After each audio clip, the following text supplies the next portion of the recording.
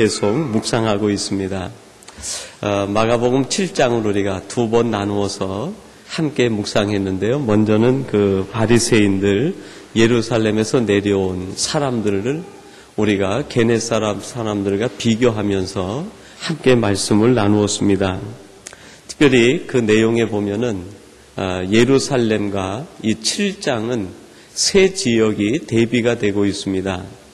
여러분 이제 오늘 돌아가셔서 한번 이 마가복음 7장을 찬찬히 한번 읽어보세요. 거기에 보면 예루살렘이 하나 나오고 그 다음에 이방인 지역이라고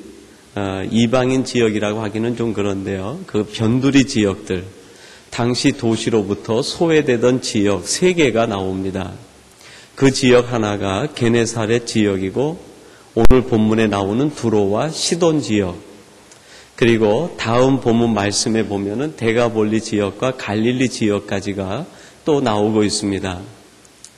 예루살렘 대 게네사렛, 예루살렘 대 두로와 시돈, 예루살렘 대 데가볼리와 갈릴리, 이렇게 비교가 되어지고 있습니다. 예루살렘은 하나님으로부터 선택된 지역이었는데 그들이 하나님을 모셔드리지 않고 예수님을 자신의 왕으로 모셔드리지 않을 때 우리 주님이 떠나버린 장소가 되고 말았습니다. 결국 예수 시대 때 예루살렘은 예수님을 거역하고 예수님을 포기한 지역을 의미합니다. 예수님 밖에 있는 사람들을 의미하는 것이죠. 반면에 여러분 게네사렛은 아주 촌동네고 사람 사는 환경이 열악한 지역이지만 그 안에 예수님이 계셔서 함께 놀라운 은혜와 축복을 베풀어 주셨습니다. 게네사렛은 바로 예수님 안에 있는 지역이 되었습니다. 그것을 우리가 대비하면서 지난번 시간에는 예수님 밖에 있는 자와 예수님 안에 있는 자가 어떻게 다룰 수 있는가 하는 것을 함께 나누었습니다. 또 한 가지 예루살렘에서 내려온 사람은 신앙이 있는 것 같은데 그들의 신앙은 머리만의 신앙이었습니다. 지식의 신앙이었습니다. 아는 것으로 그친 것이지 믿음의 고백이 없었습니다. 반면에 여러분 게네사렛 사람들은 어땠습니까? 아는 것은 없어도 예수님이 오신다는 이야기를 듣고 침상채로 병든 자들을 모두 데리고 나와서 예수님 옷에 손을 대는 믿음의 실천이 있었습니다. 지식적인 신앙이 아니라 가슴의 신앙, 행동적인 신앙, 실천적인 신앙이 바로 이 게네사렛 사람들의 신앙의 자세였습니다. 예루살렘에 있는 사람들은 스스로 건강하다 생각했습니다. 그러나 주님이 볼 때 너희들이 병든 자다. 반면에 게네사렛 사람들은요, 모든 사람들이 다 병든 사람들 같아요. 예수님이 그 동네에 들어가시니까 그 동네 모든 병자들이 나왔다 그럽니다. 사람의 눈으로 볼 때는 병든 것 같았지만 우리 주님께서 그들을 만져주시자 그들이 가장 건강한 사람이 되었습니다. 이런 대비의 말씀이 계속 진행되다가 오늘 이 두로와 시돈 이야기로 이제 넘어가게 됩니다. 오늘은 예루살렘과 두로와 시돈을 비교하기보다는 두로 지역에 예수님의 소문이 퍼지게 된, 그리고 거기에서 일어난 사건을 중심으로 해서 오늘 이 시간 우리에게 주시는 하나님의 말씀과 은혜를 함께 나누고자 합니다. 예수님께서 게네사렛 지역을 떠나셔서 두로와 시돈 지역으로 내려가시다가 두로 땅에 들어가시게 되었습니다. 여러분이 두로라는 말은 당시 아람어로 기록이 됐는데요. 그 뜻이 바위라는 뜻입니다. 돌덩이, 그런 뜻이에요. 이 두로 지역이 얼마나 강팍한 마음의 사람들이 모여 있었던가 하는 것을 우리가 이 단어 속에서도 찾아볼 수 있습니다. 바위 같은 사람, 돌멩이 같은 사람, 강팍한 마음의 소유자, 그래서 하나님으로부터 버림받은 이방인들, 그럼에도 불구하고 그들이 예수님을 받아들이게 되자 바위가 깨어지고 돌멩이가 깨어지고 이방인이었던 그들이 예수 그리스도 안에서 변화된 삶을 살게 되고 하나님의 능력과 영광을 나타내게 됩니다. 시돈이라는 말은 노략질 그런 뜻이에요. 약탈하다 그런 뜻이 있습니다. 늘 남의 것을 빼앗아 먹고 약탈하고 노략질하는 사람, 마음에 세상 사람들의 것을 빼앗고자 하는 욕심과 탐심이 가득 차 있는 사람들, 그런 유비가 시돈 사람들인데 그들 속에 예수님이 들어가시자 그들 안에 있었던 탐심이 물러가고 그들 안에 있었던 세상의 욕심들이 물러가고 예수의 마음으로 충만해져서 하나님 앞에 쓰임받는 사람들이 됩니다. 바위 같은 사람도 세상에서 욕망과 욕심으로 약탈을 일삼던 그것만을 추구하던 사람도 예수님을 만나면 변할 수 있다는 것입니다. 여러분, 이 세상에 하나님을 만나면 우리의 삶이 변하게 됩니다. 우리의 인생이 변하고 우리의 삶의 목적과 가치가 변하고 우리의 삶의 여정이 달라지게 됩니다. 이런 의미에서 오늘 우리 단단한 바위 같은 마음 속에 우리 주님이 그 바위를 깨뜨리고 우리의 욕심으로 굳어진 마음을 주님이 깨뜨리시고 주님이 우리 안에 깊이 들어오는, 그래서 주님이 다시 한번 우리 인생의 주인의 자리에 좌정하시는 이 복된 시간이 되시기를 주님의 이름으로 축원합니다. 여러분, 오늘 본문 25절 말씀에 보니까요, 예수님의 소문이 이 두로와 시돈 지역에 들렸다고 말씀합니다. 여러분, 우리 25절 말씀을 같이 한번 봉독해 보겠습니다. 25절 말씀입니다. 이에 더러운 귀신 들린 어린 딸을 둔 한 여자가, 아멘. 이에 더러운 귀신 들린 어린 딸을 둔 한 여자가 예수의 소문을 듣고 곧 와서 그 발 아래 엎드렸다, 그렇게 말씀하고 있습니다. 여러분이 25절이 우리에게 주시는 첫 번째 메시지가 무엇입니까? 예수님의 말씀, 예수님의 권능, 예수님의 복음은 흘러 타고 넘어 들어간다는 거예요. 아무리 사람이 막으려고 해도 예수님의 복음을 막을 세상에 힘이 없다는 겁니다. 이 세상에 아무리 예수님의 권능을 막으려고 해도 예수님의 권능을 막을 수가 없다는 거예요.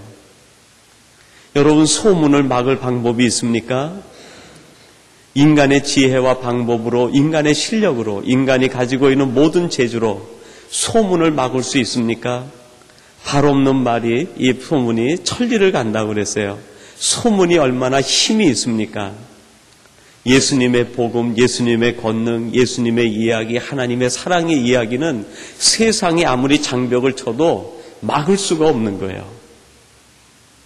그 복음의 소문이 전 세계로 흘러서 지금 우리에게까지도 온 것이 아닙니까? 하나님의 이 복음의 힘을 세상이 막을 방법이 없다는 것입니다. 여러분, 26절 상반절을 주목해 보세요. 거기에 이렇게 말씀합니다. 그 여자는 헬라인이요 수로보닉의 족속이라. 이 수로보닉의 여인에게 예수님에 대한 소문이 들리게 됐어요. 근데 이 본문에 보면은 이 수로보닉의 여인이 어떤 사람인지 그 사람에 대한 프로필과 출신을 얘기하고 있습니다. 첫째, 그의 국적은 헬라인이다 그랬어요. 그리스 로마 사람입니다. 그리고 그의 출신은 어디입니까? 수로보닉의 사람이다 그랬어요. 이 수로보닉에는 두 개의 단어가 붙어서 하나의 지명과 지역을 알리는 단어가 되었습니다. 수로라고 하는 말은 시리아라는 말입니다. 구약의 용어로는 아수르를 얘기합니다. 그리고 이 보닉에는 페니키아를 얘기합니다. 아수르 지역이 나중에 변해서 페니키아 지역이 되고 그것이 블레셋 지역 땅 아니었습니까? 그 지역 내의 출신이었던 이 여인, 지금은 국적은 헬라인이요 로마의 신분을 갖고 있지만은 그의 출신 성분이 아수르 사람이고 페니키아 사람이라는 것입니다. 여러분, 헬라인이다, 수로보닉이라는 것을 강조하고 있는 이 본문의 까닭이 무엇입니까? 지금 이스라엘 백성들은요, 누구의 식민지 역할을 하고 있습니까? 로마 사람들이 그들을 지배하고 있습니다. 수로라는 지역 시리아는 구약에 보면은요, 북이스라엘과 끊을래야 끊을 수 없는 원수 관계가 바로 이 시리아 지역 사람이었습니다. 이들이 주전 721년에 아수르를 멸망시키고 그들에게 혼혈 정책을 핍니다. 이방인들을 강제로 데려다가 유대 여자들하고 결혼을 시키고요.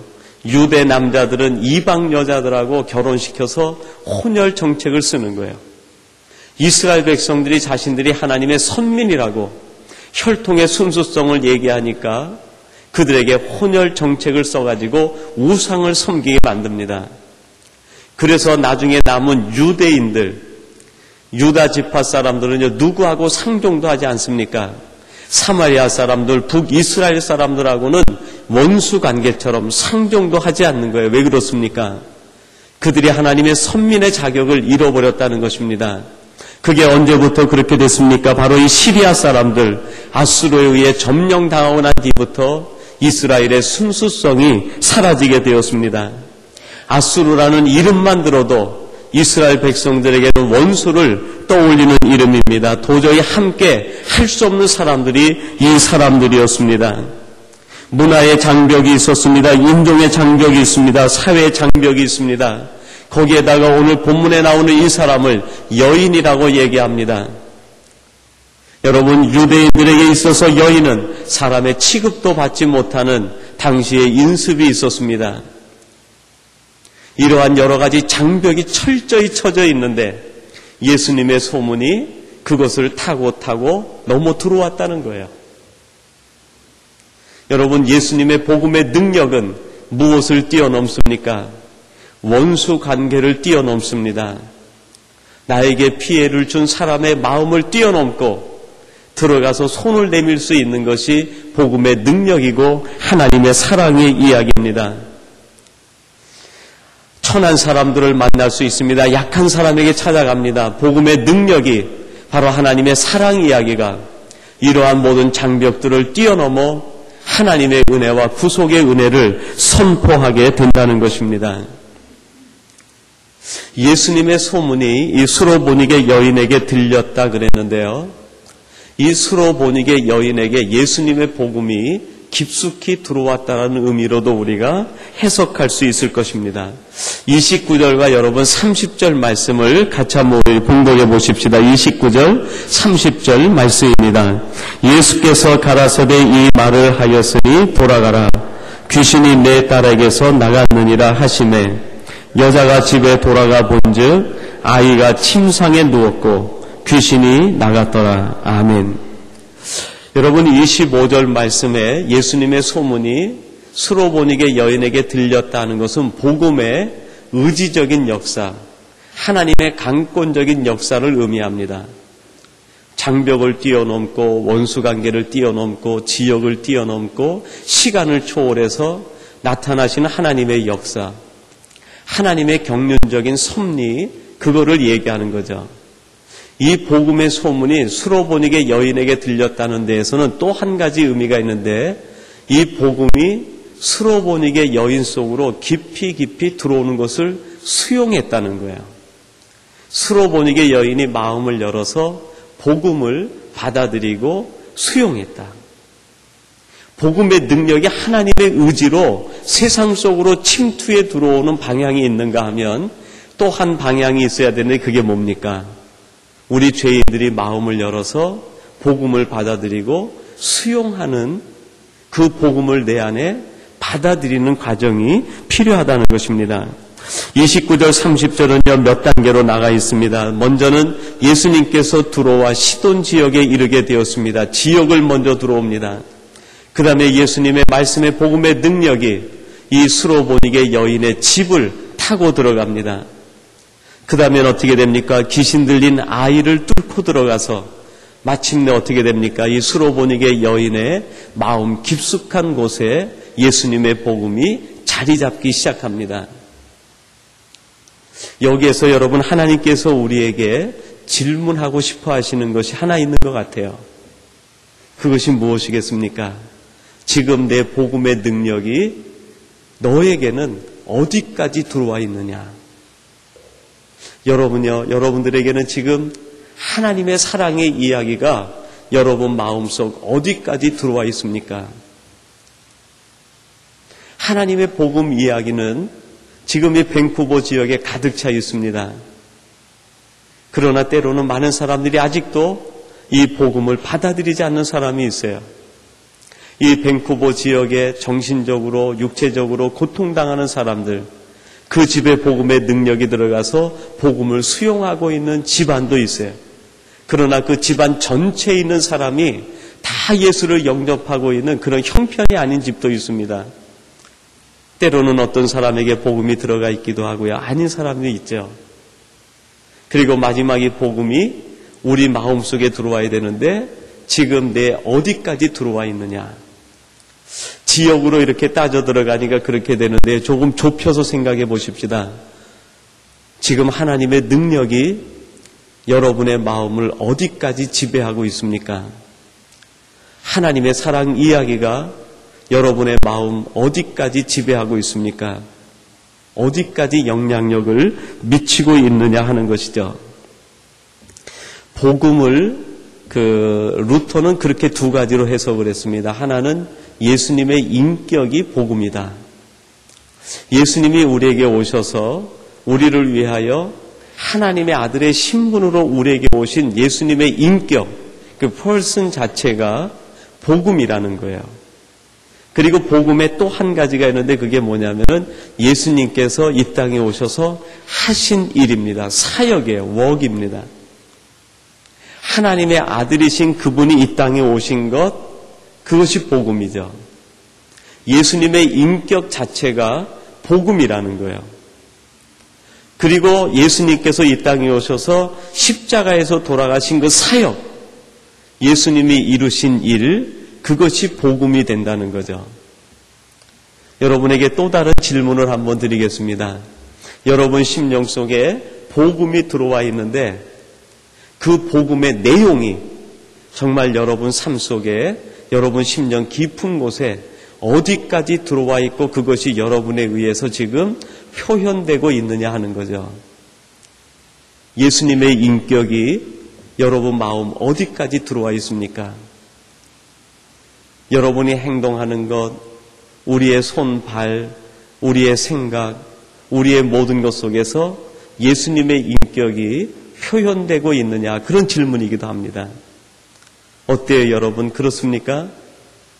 예수님의 인격이 우리 안에 충만해져서 다른 사람들이 우리들이 하는 것을 보고 아, 저분을 보니까 예수님을 보는 것 같아. 이런 이야기를 들을 수 있느냐 하는 질문입니다. 그리고 또 한 가지 질문이 뭡니까? 지금 내가 하고 있는 일, 내가 하고 있는 영적인 사역이 예수님이 하시고자 하셨던 그 일과 얼마나 닮아 있느냐 하는 것이죠. 오늘 여러분들이 바삐 하루를 사셨을 텐데요. 오늘 하루 일과 중에 주님이 원하셨던 그 일이 얼마만큼 우리의 손을 통해서 표현이 되고 나타났습니까? 우리의 생활 전부 속에서 주님이 이 땅에 오셔서 하시고자 했던 하나님의 일, 그것이 얼마만큼 우리를 통해서 표현되고 드러나고 시행이 되고 이루어졌느냐 하는 질문입니다. 이 수로보닉의 여인 깊숙이 예수님의 복음이 들어왔습니다. 수로보닉의 여인의 인격이 변하고 그 여인의 하는 일이 변하고 가정이 변하고 삶이 변화되게 되었습니다. 여러분 반면에 예루살렘에 내려온 사람들은 어땠습니까? 그들은요 예수님을 만나고도 복음을 보고도 하나님의 놀라운 사랑 이야기를 보고도 예수님을 받아들이지 않습니다. 예루살렘에서 내려온 그 사람들 속에 예수님이 들어올 자리가 전혀 없는 거예요. 예수님의 인격이 들어오지 못하니까요. 그들이 하는 인격적인 표현은 어떤 것이 나옵니까? 예수님에게 책망받을 수밖에 없는 그런 일들이 표현이 되는 거예요. 지난번에 묵상하지 않았습니까? 그들의 입으로는요 부모를 공경한다고 얘기합니다. 그러면서도 겉으로 하는 것이 무엇입니까? 왜 부모에게 해드리지 않느냐 하면은 내가 부모들께 해드릴 것이 하나님께 드린 바 되었다. 고르반이라고 말만 하면 끝나는 것이 바로 그들의 모습이었습니다. 예수님을 알기는 했지만은, 예수님을 만나긴 했지만 예수님이 그들 속에 들어오지 못하고 예수님의 인격과 사역적인 것들이 그들 손에서 표현되고 선포되지 못했다는 것입니다. 오늘 주님께서는 우리에게 다시 한번 이 수로보니게 여인의 이야기를 통해서 우리에게 조용히 질문하고 계십니다. 내가 내 속에, 너희들 속에 얼마나 깊이 들어가 있느냐?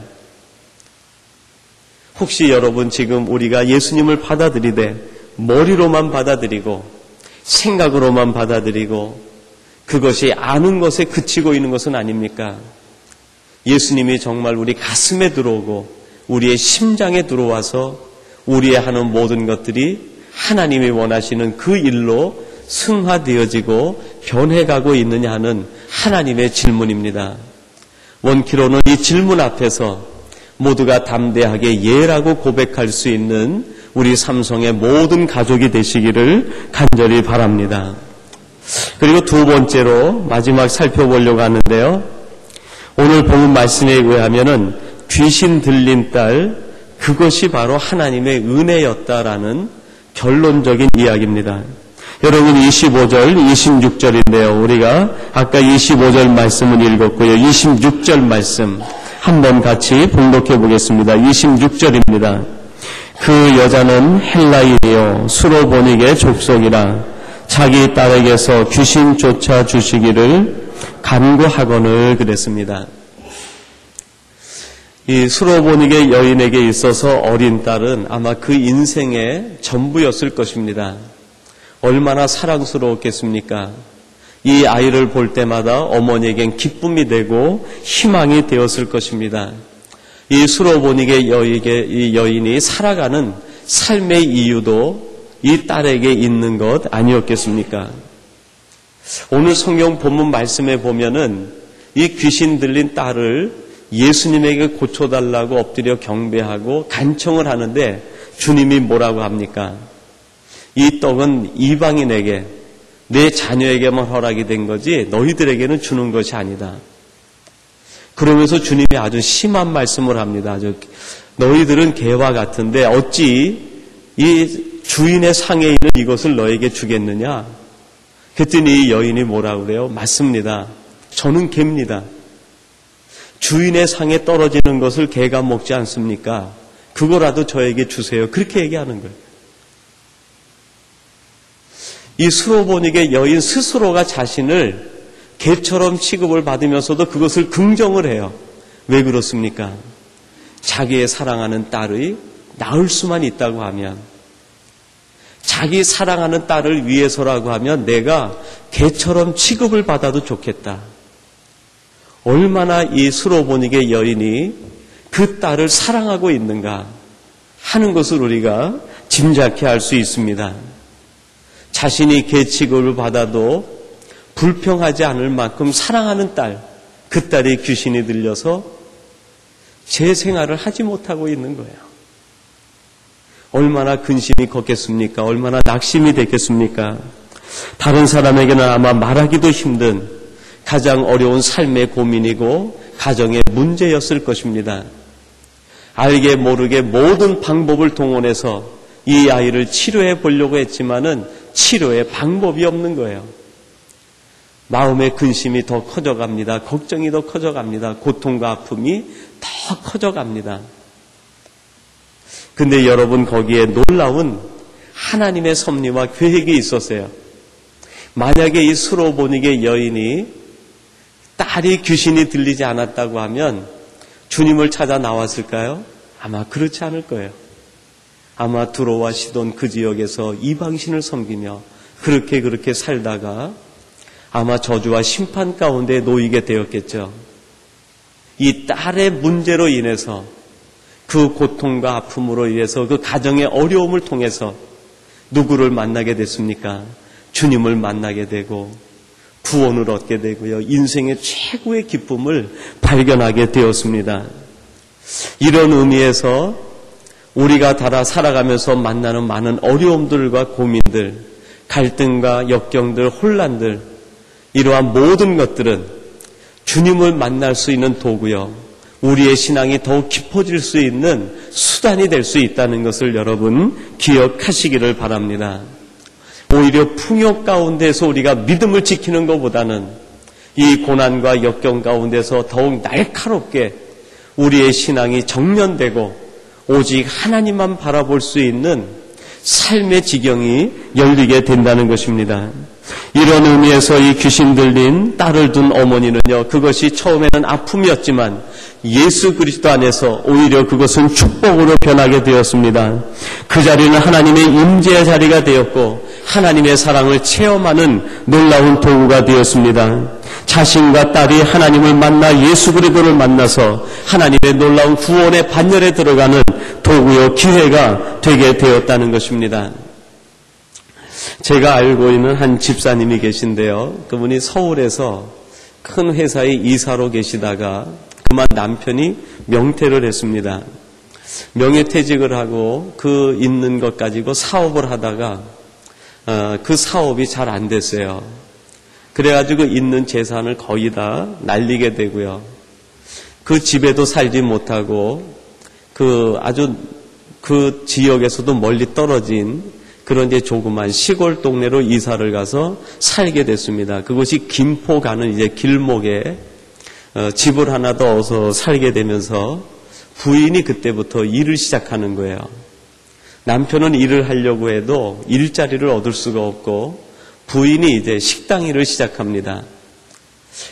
큰딸이 대학교 4학년을 다녔고요. 둘째, 셋째가 아들들이었는데 고3, 고2 그랬어요.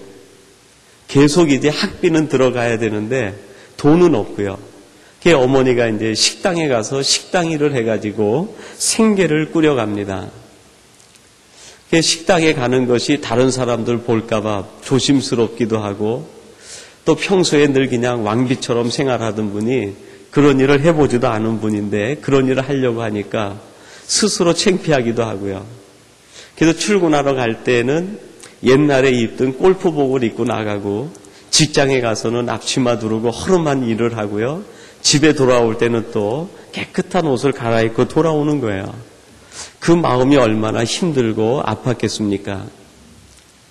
근데 평소에 이 여집사님이 기도 제목이 있었는데 남편이 예수를 믿고 자녀들이 예수를 믿었으면 좋겠다라는 기도 제목이 있었어요. 남편은요 1년에 한 2번 나옵니다. 추수감사절 때 한 번 나오고 성탄절 같은 때 한 번 나오고 부인이 기분 맞춰주면 한 번 정도 나오는 거예요.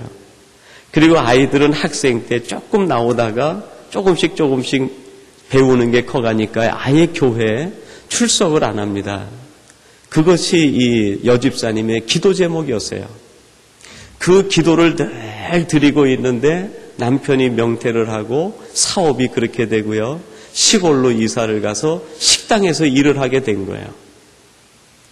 가족들이 얘기를 합니다. 엄마는 그렇게 기도를 하는데 왜 우리 집이 점점 이렇게 어려워지는 거야? 그 모든 거를 전부 엄마 탓으로 돌리는 거예요. 일하는 것도 힘든데요. 그런 원망들을 들으니까 얼마나 마음이 아프겠어요. 그러면서도 식당 일을 하면서 끊임없이 하나님 앞에 기도하는 거예요. 하나님께서 우리 가정을 도와주셔서 우리 남편과 새아이가 믿음으로 신앙으로 바로 살게 해주시옵소서 늘 기도를 드리는 거예요. 그 김포에서 창동까지 매주일 예배를 드리러 오는 거예요.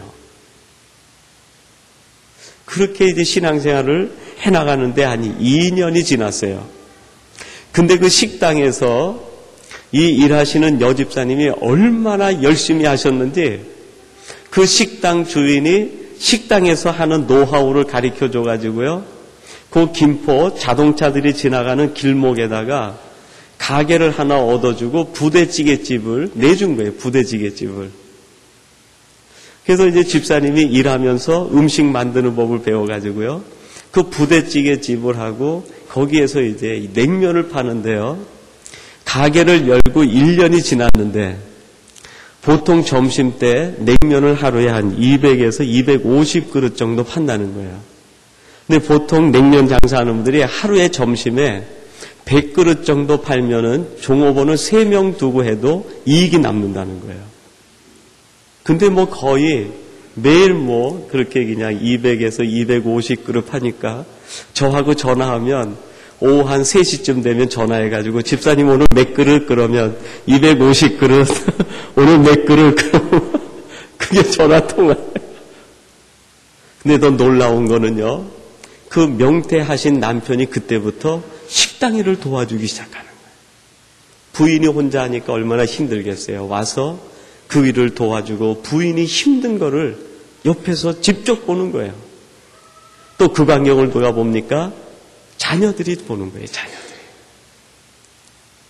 그 부대찌개집을 낸 뒤에요, 1년 지나가지고 온 가족이 새로 차를 샀다고 그 차를 타고요, 온 가족이 전부 교회 출석해서 예배를 드리고 담임 목사님의 기도를 받고 그러고 돌아가시더라고요. 그러고 일단 제가 얼마 있다가 이제 대구로 내려가게 됐는데요. 그 집사님이 나중에 그런 고백을 하시더라고요.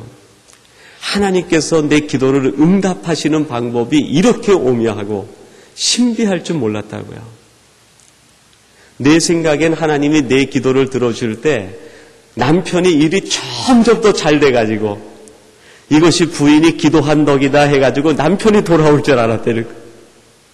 아이들이 더 집안이 잘 돼가지고 부족한 게 없어가지고요, 그거를 보고 엄마가 기도해서 이렇게 우리들이 됐다라고 해가지고 아이들이 돌아올 줄 알았다는, 가정 구원을 위해서 기도하면서 본인의 생각에는 일이 저 잘 돼가지고 하나님이 우리 가족을 구원해 주시옵소서, 마음에 그런 생각을 가졌다는 거예요. 그런데 일이 점점 안 되고요, 점점 힘들어지고 어려워지고 모든 것이 다 막히는 상황에서 하나님이 하나씩 하나씩 풀어가시는 것을 경험하며 하나님의 놀라우신 방법에 자신이 감탄을 하고 감격을 했노라고.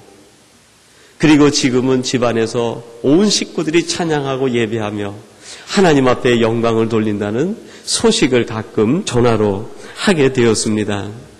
사랑하는 성도 여러분이 수로보니게 여인은요, 다른 사람들이 볼 때는 감추고 싶은 이야기고 아픔의 이야기지만 그 일을 통해서 우리 주님을 만날 수 있었습니다. 하나님의 은혜를 체험할 수 있었습니다. 우리 주님께서 수로보니게 여인을 만나신 그 까닭, 그것이 오늘 우리에게 주시는 교훈 아니겠습니까?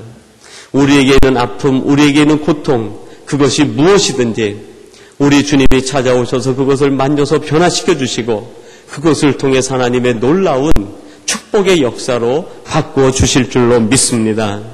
오늘 이 시간 두로와 같이 바위덩이 같이 돌덩이 같이 굳어진 우리 마음을 열어 예수 그리스도가 우리 안에 들어오게 하시되 우리의 심령 가장 깊은 곳에 주님이 주인의 자리에 자정하시고 그분이 우리의 삶을 변화시키시되 내 방법, 내 기술, 내 생각으로 풀지 못했던 우리 인생의 문제들이 우리 주님의 능력으로 풀리고 우리의 하는 일에 예수님의 인격이 드러나고 우리가 하는 일이 예수님의 사역을 닮아가고 하나님의 놀라운 축복이 우리 심령 깊은 곳에서부터 이루어져 하나님의 영광이 선포되고 드러나게 되기를 주님의 이름으로 축원합니다. 이 모든 은혜가 오늘 예배하는 여러분의 삶과 가정에 넘치게 되기를 주님의 이름으로 축원합니다. 하나님 아버지 감사합니다. 두로에 있는 사람들처럼 우리의 마음이 바위돌처럼 돌멩이처럼 강팍에 섰으나 우리의 마음을 열어 예수님을 만나게 하시고 주님을 주인으로 모시게 해주시니 감사합니다. 하나님 이 시간 우리 마음 깊은 곳에 주님께서 자정하시는 모습이 어디까지인지 돌아보게 하셔서 오직 우리의 삶의 주인이 하나님이신 것, 주님이신 것만을 고백하는 이 시간 되게 하여 주옵소서. 주님께서 우리 안에서 자정하셔서 우리의 인격이 주님의 인격을 닮아가게 하시고 우리가 하는 일이 주님께서 원하시는 그 사역을 닮아갈 수 있도록 도와주시옵소서. 고통 중에라도 주님이 찾아오심을 발견하게 하셔서 그것이 오히려 주님을 만나며 하나님의 은혜를 체험하는 축복의 도구인 것을 깨달아 낙심하지 않게 하시고 절망하지 않게 하시고 하나님의 역사와 하나님의 신비한 섭리를 기대하며 기도하며 간구하는 삼성의 모든 가족들이 되게 하여 주옵소서. 하나님께서 우리가 역사하사 하나님의 은혜만이 우리 가운데 넘치게 하여 주실 줄로 믿사옵고 예수님의 이름으로 기도하옵나이다. 아멘.